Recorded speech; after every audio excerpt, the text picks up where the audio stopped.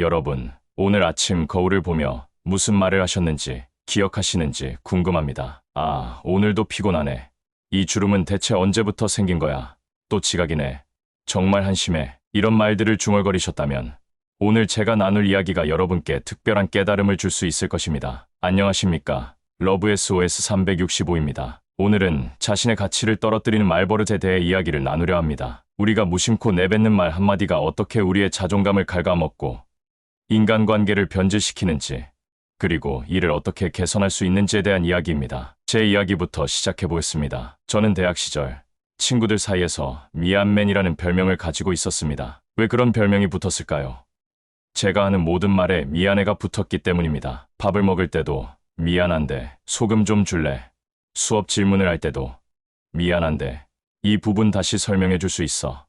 심지어 제 생일 파티에 초대할 때도 미안한데 시간 되면 올래? 라고 말했습니다. 어느 날 한 친구가 직설적으로 물었습니다. 너 왜 항상 미안하다고 말해? 내가 뭘 그렇게 잘못했는데?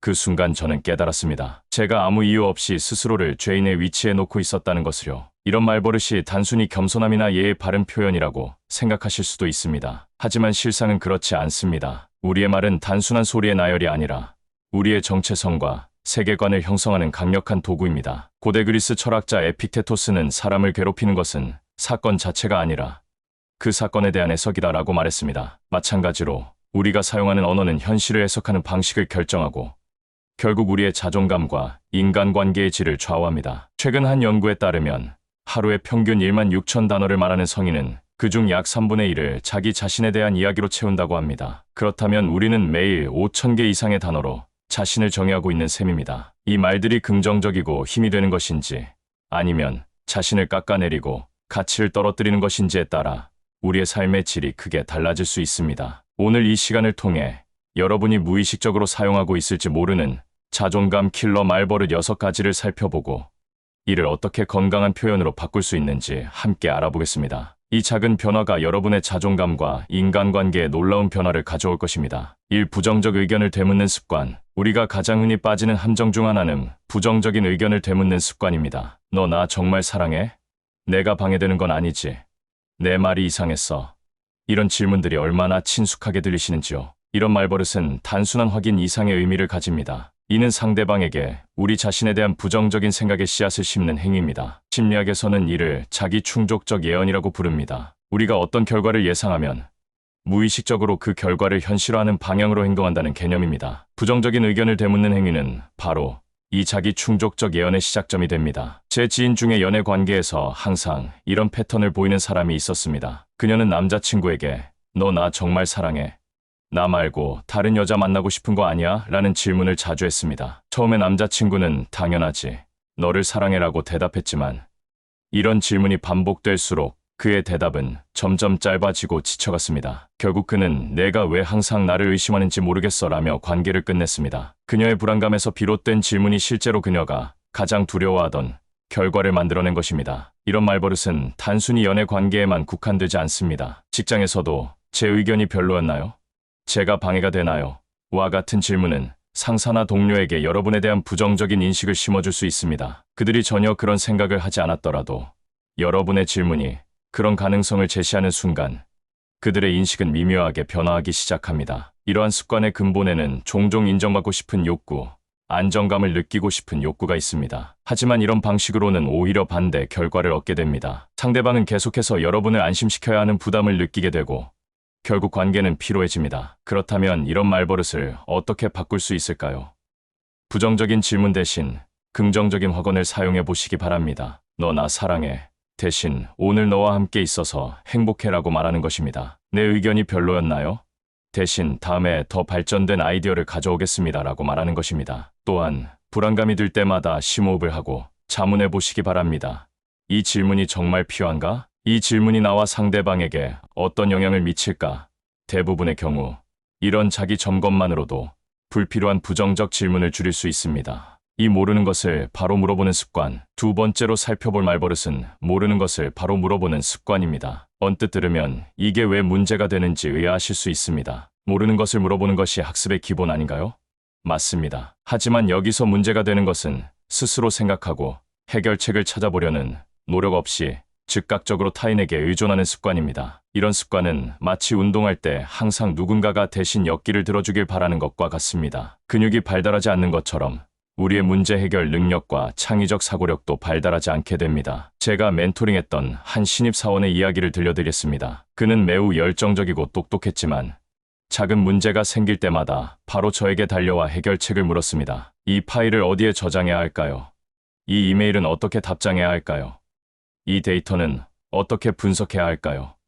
처음에는 그의 열정으로 받아들였지만 시간이 지날수록 그는 점점 더 의존적이 되어갔습니다. 제가 휴가를 갔을 때 그는 거의 업무를 진행하지 못했습니다. 저는 그에게 15분 룰을 제안했습니다. 어떤 문제가 생기면 최소 15분 동안은 스스로 해결책을 찾아보는 것입니다. 구글에서 검색해보거나 관련 문서를 찾아보거나 다양한 방법을 시도해보는 것입니다. 15분 후에도 해결하지 못하면 그때 질문하는 것입니다. 이 간단한 규칙은 그의 업무 방식을 완전히 바꿔놓았습니다. 몇 주 후 그는 대부분의 문제를 스스로 해결할 수 있게 되었고 정말 어려운 문제만 가져오게 되었습니다. 더 중요한 것은 그의 자신감이 크게 향상되었다는 점입니다. 이 습관은 직장에만 국한되지 않습니다. 가정에서도 배우자나 부모에게 모든 결정을 미루는 경우가 많습니다. 오늘 뭐 먹을까?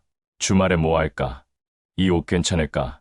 이런 질문들이 때로는 소통의 일부일 수 있지만 항상 타인에게 결정을 맡기는 패턴은 우리의 자율성과 결정력을 약화시킵니다. 이 습관을 개선하기 위해서는 의도적 지연을 연습해 보시기 바랍니다. 질문하고 싶은 충동이 들면 잠시 멈추고 스스로에게 시간을 주는 것입니다. 내가 이 문제를 해결할 수 있는 방법은 무엇일까?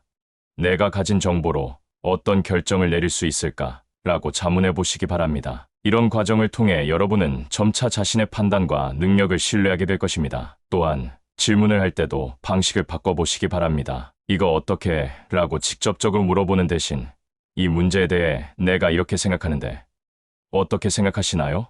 라고 자신의 생각을 먼저 제시하는 것입니다. 이렇게 하면 단순히 답을 얻는 것이 아니라 대화를 통해 함께 해결책을 모색하는 과정이 됩니다. 3. 이유 없이 맞장구 치는 습관. 세 번째로 살펴볼 말버릇은 이유 없이 맞장구 치는 습관입니다. 우리는 종종 상대방의 말에 진심으로 동의하지 않음에도 불구하고 관계를 부드럽게 유지하기 위해 또는 갈등을 피하기 위해 그러게요. 맞아요.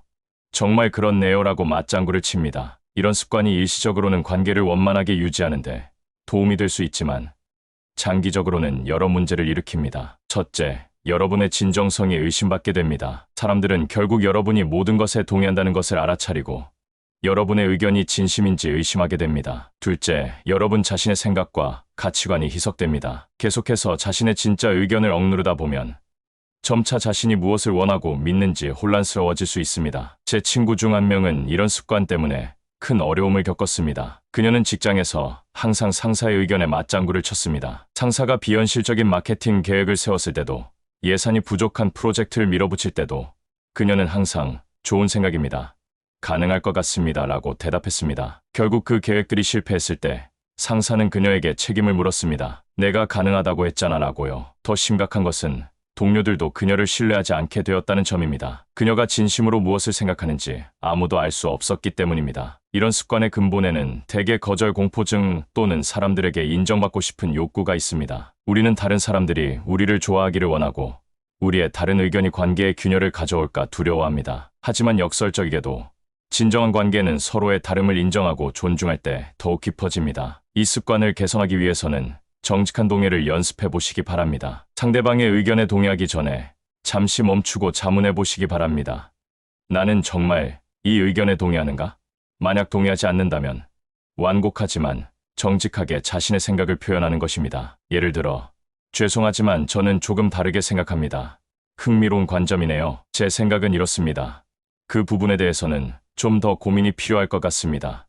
등의 표현을 사용할 수 있습니다. 이런 정직한 소통은 처음에는 어색할 수 있지만 시간이 지날수록 여러분의 의견이 존중받는 건강한 관계를 형성하는 데 도움이 될 것입니다. 또한 동의하지 않는다고 해서 상대방을 존중하지 않는 것은 아니라는 점을 기억하시기 바랍니다. 오히려 진정한 존중은 상대방의 의견을 진지하게 고려하고 솔직한 피드백을 제공하는 것에서 시작됩니다. 고민거리를 주위에 알리는 습관. 네 번째로 살펴볼 말버릇은 고민거리를 주위에 알리는 습관입니다. 우리 모두는 때때로 어려움에 직면하고 그 고민을 누군가와 나누고 싶어 합니다. 이것은 완전히 자연스러운 일입니다. 하지만 문제는 모든 고민, 특히 같은 고민을 반복적으로 모든 사람에게 이야기하는 습관입니다. 심리학자들은 이를 반추라고 부릅니다. 같은 부정적인 생각이나 감정을 계속해서 되새김질하는 것입니다. 연구에 따르면 반추는 우울증과 불안장애의 주요 원인 중 하나로 지목됩니다. 고민을 계속 이야기하는 것이 때로는 해결책을 찾는 것이 아니라 오히려 그 고민에 더 깊이 빠져드는 결과를 가져올 수 있습니다. 또한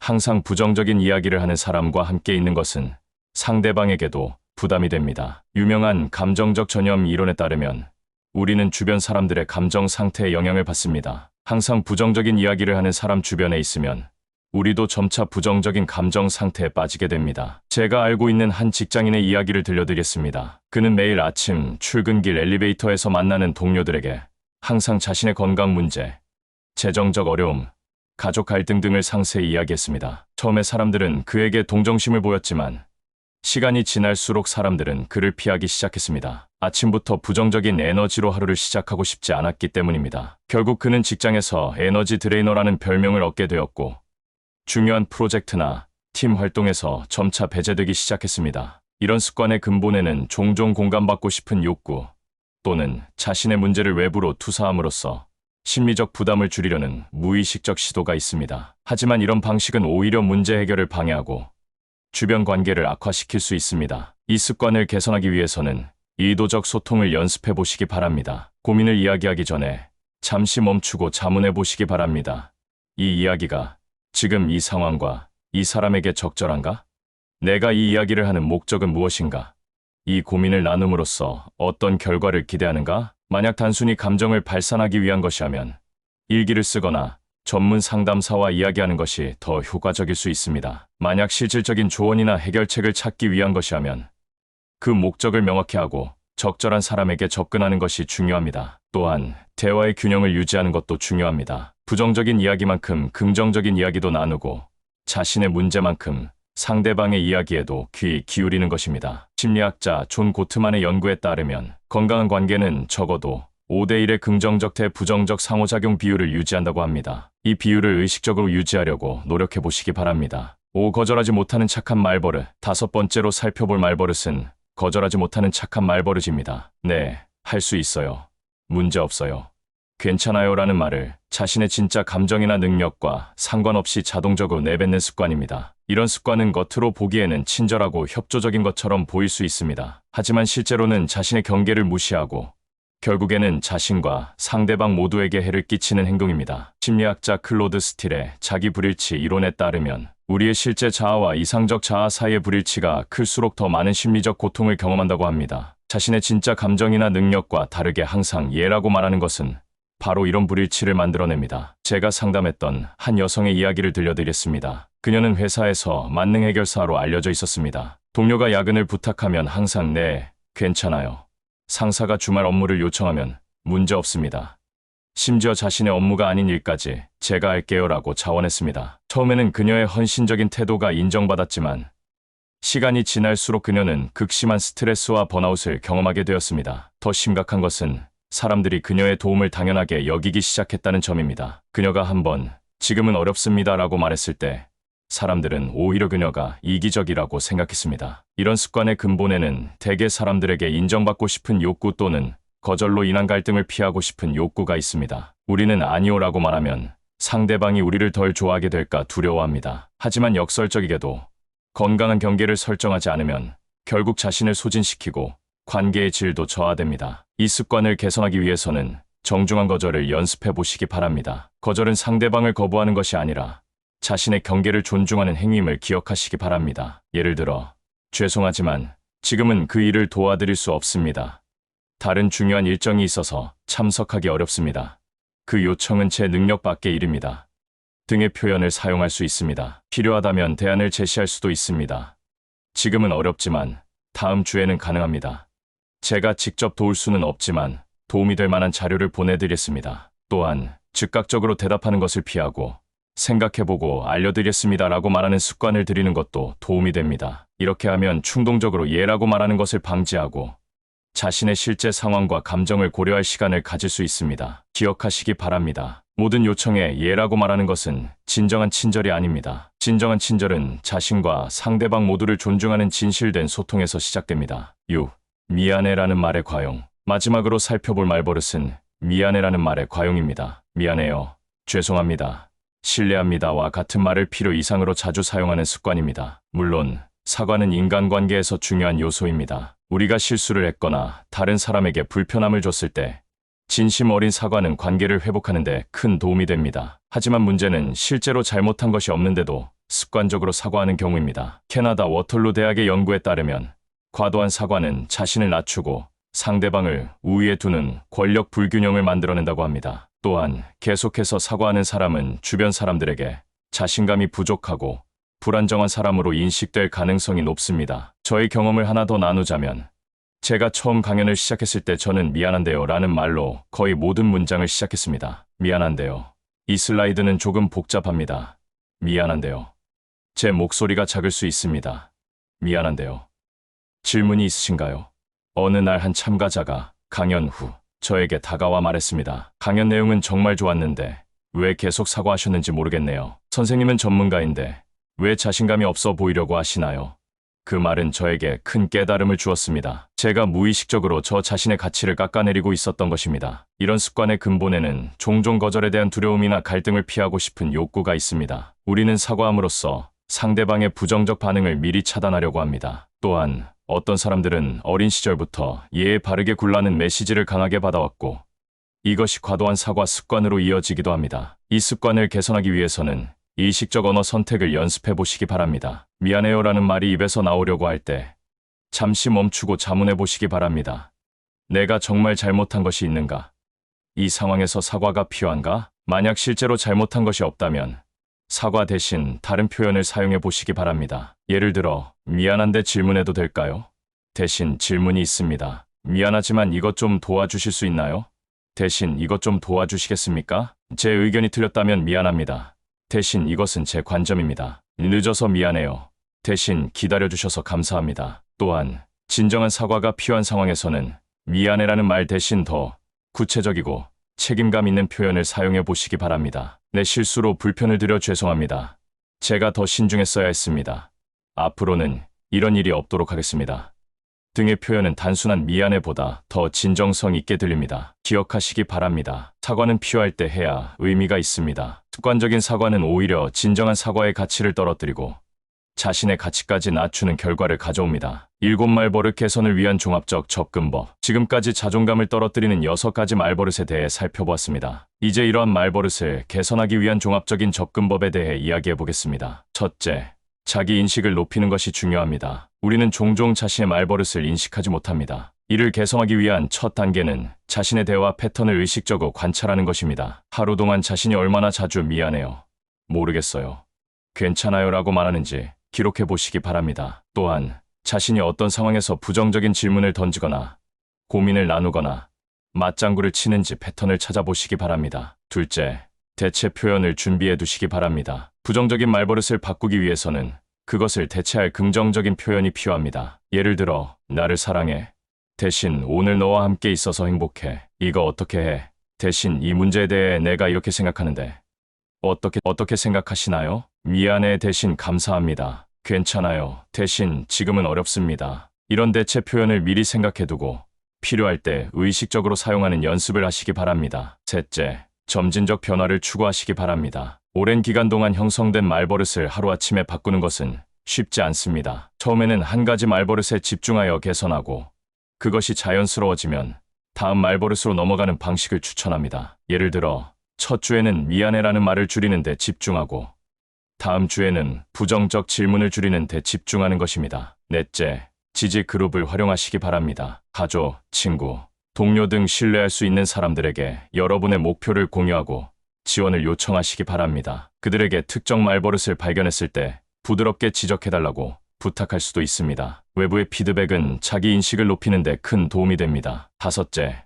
자기 대화에 주의를 기울이시기 바랍니다. 우리가 타인에게 하는 말은 종종 우리가 자신에게 하는 말의 반영입니다. 내면의 비판적인 목소리를 인식하고 그것을 더 지지적이고 긍정적인 목소리로 바꾸는 연습을 해보시기 바랍니다. 예를 들어 난 항상 실수해라는 생각이 들면 모든 사람은 실수를 통해 배우고 성장한다로 바꾸는 것입니다. 여섯째, 실패를 용납하시기 바랍니다. 말버릇을 바꾸는 과정에서 때때로 옛 습관으로 돌아갈 수 있습니다. 이것은 완전히 자연스러운 일입니다. 자신에게 너무 가혹하게 굴지 마시고 실패를 배움의 기회로 삼으시기 바랍니다. 오늘 또 그 말을 했네. 다음에는 더 잘할 수 있을 거야 라고 자신을 격려하시기 바랍니다. 마지막으로 전문적 도움을 고려하시기 바랍니다. 만약 이러한 말버릇이 깊은 자존감 문제나 불안, 우울 등의 심리적 어려움과 연결되어 있다면 심리 상담사나 치료사의 도움을 받는 것이 효과적일 수 있습니다. 전문가는 여러분이 이러한 패턴의 근본 원인을 이해하고 해결하는데 도움을 줄 수 있습니다. 8말버릇 개선이 가져오는 변화. 말버릇을 개선하는 것은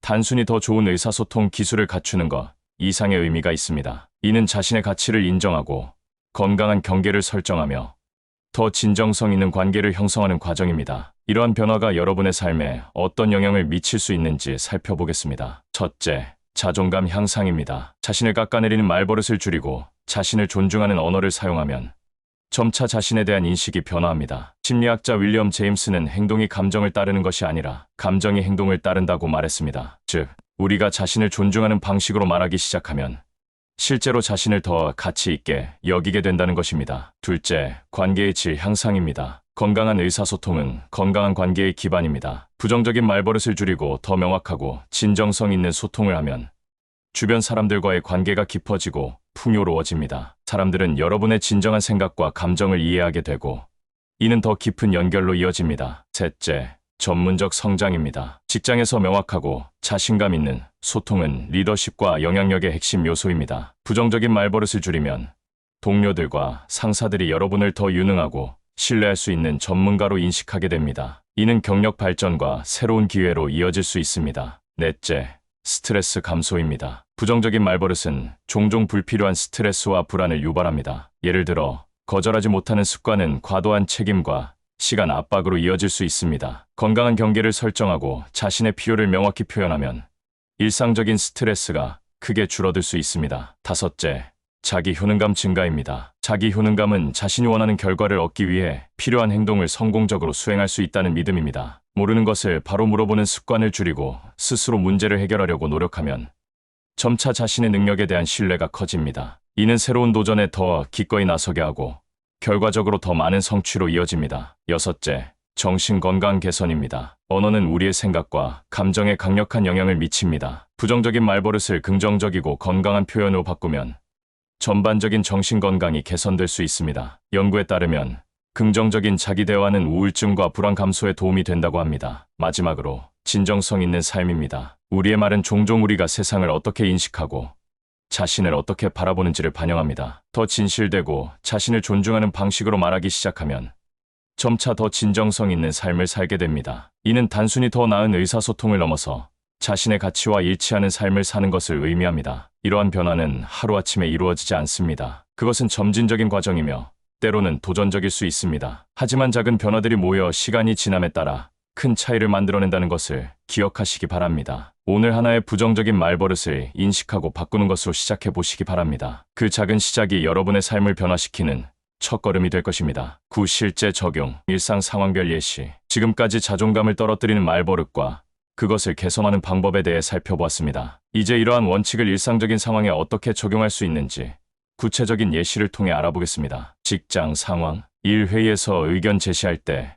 부정적 표현, 이건 그냥 제 생각일 뿐이고 틀릴 수도 있지만 개선된 표현, 제가 분석한 바로는 또는 제 의견은 다음과 같습니다. 이 업무 요청을 받았을 때 부정적 표현, 네, 괜찮아요? 제가 할게요. 개선된 표현, 현재 진행 중인 프로젝트가 있어서 이번 주 금요일까지는 어렵습니다. 다음 주 초에 시작할 수 있을까요? 3. 실수를 했을 때 부정적 표현, 정말 죄송합니다. 제가 항상 이런 실수를 해요. 정말 미안해요. 개선된 표현, 이 부분에서 실수가 있었습니다. 앞으로는 더 주의하겠습니다. 어떻게 해결하면 좋을까요? 4. 도움이 필요할 때 부정적 표현, 이거 어떻게 하는지 알려줄래요?